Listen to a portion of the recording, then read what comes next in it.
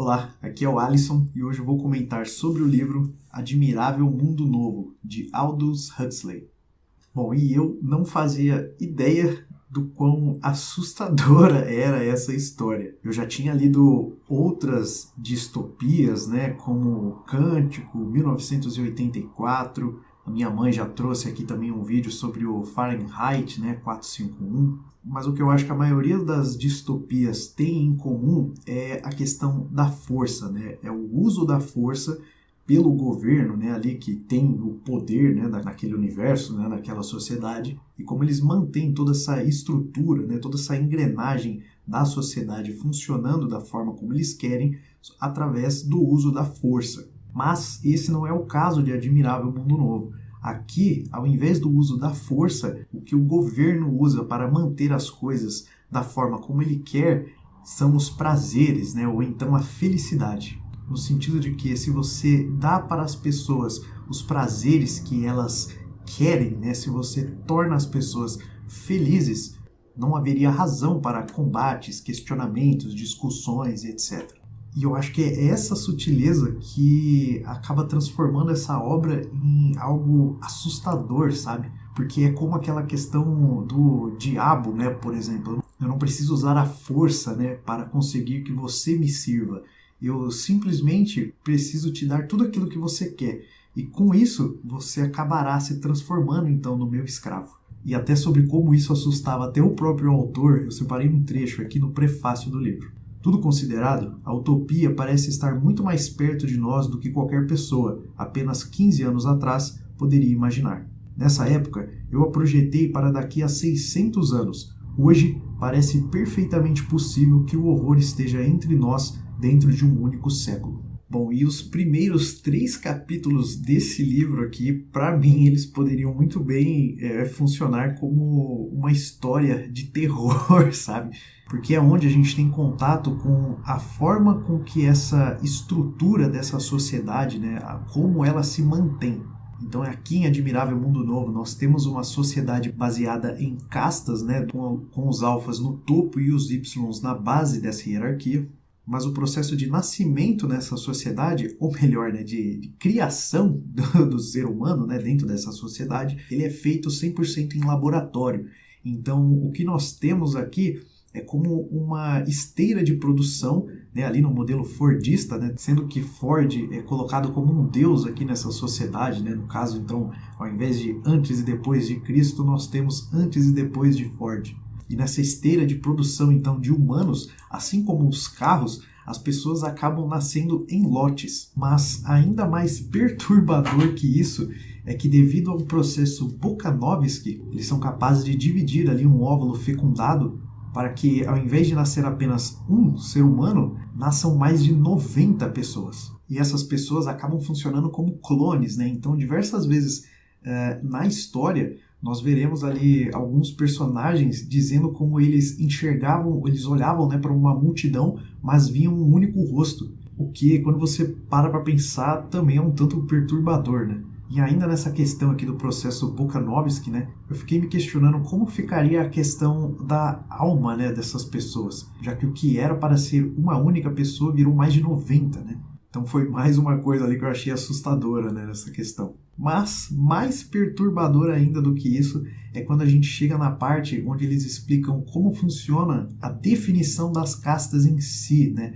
Como que eles fazem essa diferenciação então das castas durante, né, essa esteira de produção aí de humanos.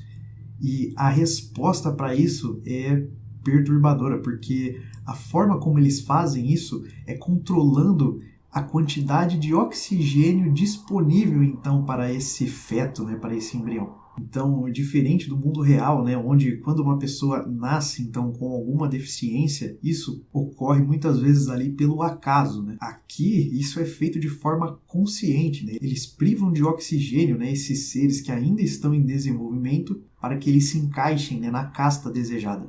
E não só isso, mas como esses humanos, né, eles saem em lotes e eles já têm até uma posição definida dentro da sociedade, né? Eles já saem não só com a sua casta definida, mas com o seu trabalho também definido, qual será a função deles dentro dessa sociedade. E com isso, outra coisa que eles fazem é já preparar então este ser, né, em desenvolvimento para que ele goste da função que ele vai desempenhar. Então, por exemplo, se uma pessoa já está destinada a trabalhar em uma região de muito calor, né, de uma temperatura muito elevada, durante essa esteira aí de produção, eles já vão expor então esse feto, né, a temperaturas mais elevadas, dando um reforço positivo para que ele então desenvolva uma apreciação, né, por esse cenário. Tudo para que eles adorem, né, e gostem daquilo que eles são obrigados a fazerem.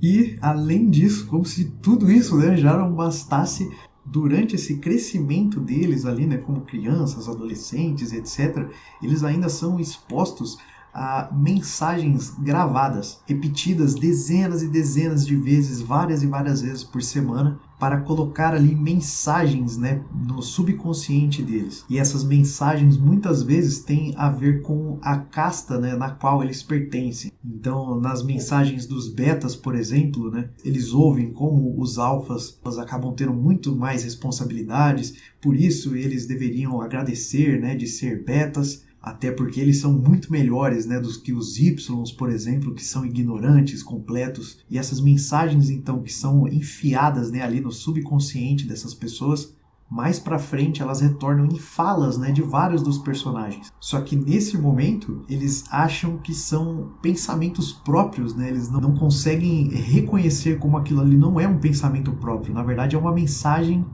programada, né, no seu cérebro.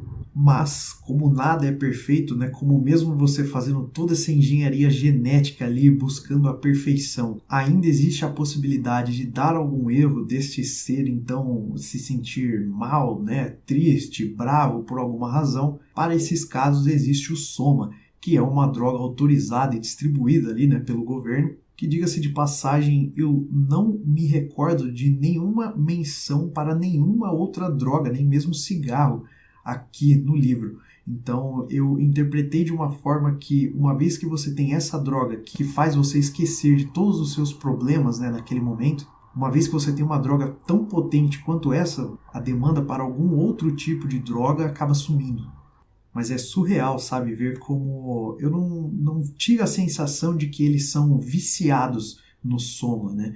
Mas que eles acabam fugindo, né, dos problemas, ao invés de resolver os problemas, eles acabam fugindo através do Soma. Isso sim é um fato.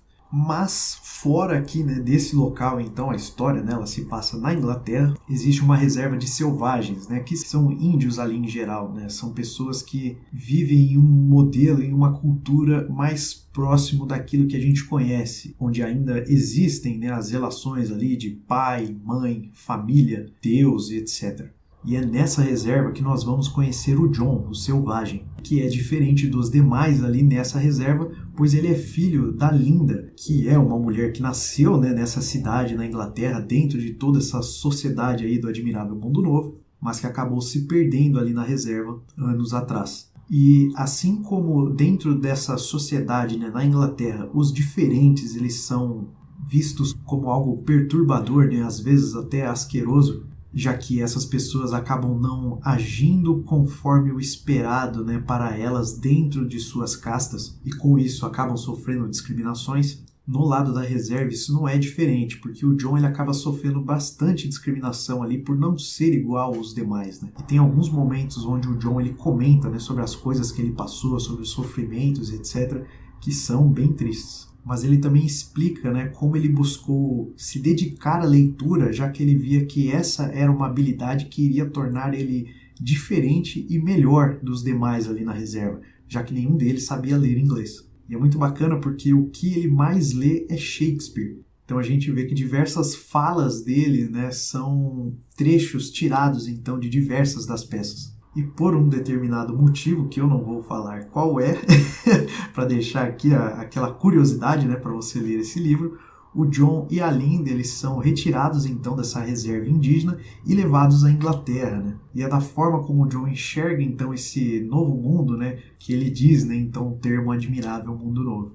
E essa sociedade, né, carregada dessa libertinagem, dessa promiscuidade, Então vai bater de frente com o Jon e todos os seus ideais, né, mais conservadores ali em relação à honra, amor, etc. E que mais próximo ali no final vai culminar entre um debate, né, desses ideais então do Jon com as razões do porquê essa sociedade funciona da forma como ela funciona. E esse debate é simplesmente sensacional. Bom, fica aqui então a minha resenha para Admirável Mundo Novo de Aldous Huxley. Outros vídeos aqui no canal que eu recomendo em relação a essa leitura são Cântico de Ayn Rand e 1984 do George Orwell. Se você gostou do vídeo, eu vou pedir para você deixar um like, se inscrever e compartilhar com alguém que possa gostar desse tipo de conteúdo. Se você tiver algum comentário, quiser compartilhar o que você achou desse livro, é só deixar aqui embaixo e a gente se vê no próximo vídeo aqui no canal. Até lá!